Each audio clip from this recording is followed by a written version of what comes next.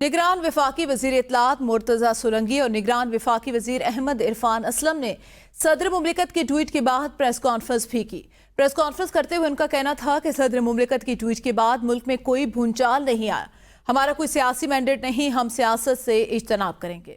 ہم صدر مملکت کے دفتر کا ریکارڈ قبضے میں نہیں لیں گے۔ صدر مملکت کہتے ہیں کہ انہوں نے بل واپس بھجوائے، ہم کہتے ہیں کہ نہیں بھجوائے۔ صدر استعفیٰ دیں گے یا اپنے عہدے پر رہیں گے، اس کا مجھے معلوم نہیں۔ احمد عرفان اسلم کا کہنا تھا کہ آرٹیکل 75 کے تحت صدر مملکت کے پاس 2 اختیارات ہیں، یا تو وہ 10 دن میں بل پر دستخط کر دیں یا تحفظات کے ساتھ واپس بھجوا دیں۔ اگر وہ دونوں صورتیں اختیار نہیں کرتے تو بل 10 دن کے بعد قانون بن جاتا ہے۔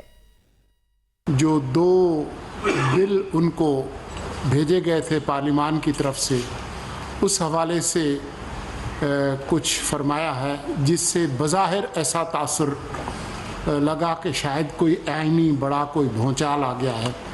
میں آپ کو یقین دلاتا ہوں کہ کسی قسم کا کوئی بھونچال نہیں ہے۔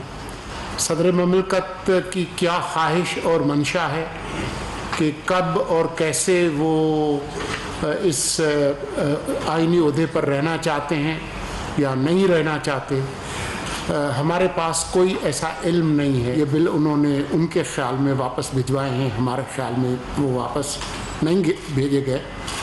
آئین کے آرٹیکل 75 میں 10 دن کی مدت دی گئی ہے۔ 10 دن میں صدر مملکت کے سامنے 2 رستے ہیں، اگر وہ دونوں رستے نہیں لیتے تو اس کے بعد پھر وہ قانون جو ہے وہ عمل میں آ جاتا ہے خود۔